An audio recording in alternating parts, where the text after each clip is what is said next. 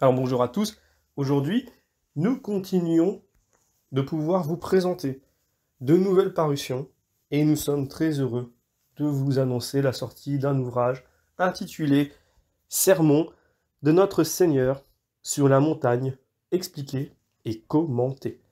Alors il s'agit ici de Monseigneur François-Joseph Le Courtier, peut-être que vous le connaissez.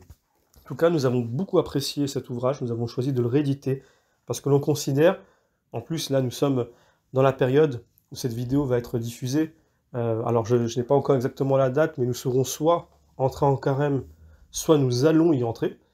Par conséquent, cet ouvrage est tout à fait arrivé au bon moment, et tout à fait opportun, puisqu'ici, nous allons pouvoir méditer de manière approfondie le sermon sur la montagne, qui est central dans les évangiles. D'ailleurs, si je reprends l'explication ou l'introduction de Monseigneur Le Courtier, il dit que le sermon sur la montagne, c'est même l'abrégé de tout l'évangile. Il dit ceci, voici la synthèse qu'en a faite un savant commentateur. Jésus, dans ce discours, détourne les hommes de ce que le monde exalte et recherche avec fureur. Il enseigne que la vraie justice des chrétiens ne consiste pas dans des dehors pharisaïques, mais dans l'amour sincère et le culte de Dieu, dans le véritable amour du prochain, et même des ennemis, dans l'humilité, la douceur, la patience et le mépris des choses de la terre.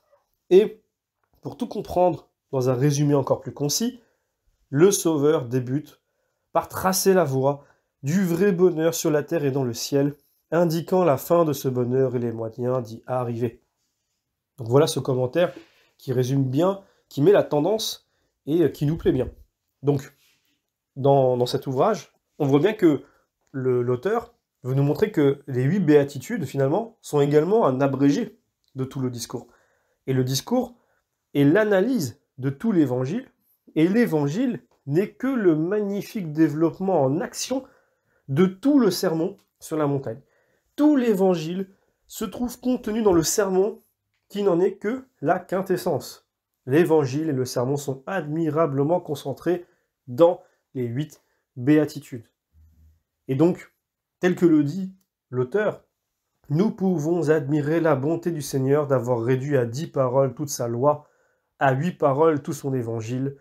Avec quelques mots, nous avons la doctrine d'un Dieu, la bonne nouvelle du ciel, une règle sûre pour toutes circonstances, un moyen de sainteté parfaitement saisissable, un code complet de paix et de bonheur. Faisons-en l'essai, et nous verrons combien le seul début du sermon sur la montagne répond à tous les détails de la vie. Voilà, honnêtement, je ne vois pas comment je pourrais introduire cet ouvrage d'une meilleure façon que l'auteur lui-même. Par conséquent, évidemment, je vais vous encourager à vous le procurer dans cette période extrêmement importante de la vie chrétienne. N'hésitez pas également à en faire cadeau autour de vous pour permettre peut-être à des gens de découvrir l'évangile par l'intermédiaire de cette porte. On a forcément autour de nous des personnes qui, quelquefois, souhaiteraient ouvrir la Bible ou le Nouveau Testament, ne savent pas trop où par commencer. On souhaite commencer par peut-être un évangile, puis peut-être qu'à ce moment-là, on aurait dû commencer par autre chose. Et finalement, on se dit, mais pourquoi ne pas commencer par le cœur, et puis après, s'éparpiller un petit peu? Eh bien, le cœur, c'est le sermon sur la montagne. Donc ça, c'est quelque chose d'assez unanime. Et je pense que une personne dont le cœur est ouvert, eh bien, ne peut que être réceptive à ce discours extraordinaire d'une puissance sans commune mesure du Christ sur la montagne. Et donc, forcément, ça ne peut être qu'une bonne idée de le mettre entre toutes les mains, et surtout celles qui ont le plus soif de Dieu. Comme toujours, je vous remercie pour votre fidélité, pour vos messages, vos encouragements, et je vous donne rendez-vous pour la prochaine parution qui sera présentée dans la vidéo de la semaine prochaine. Je vous remercie et vous dis à très bientôt.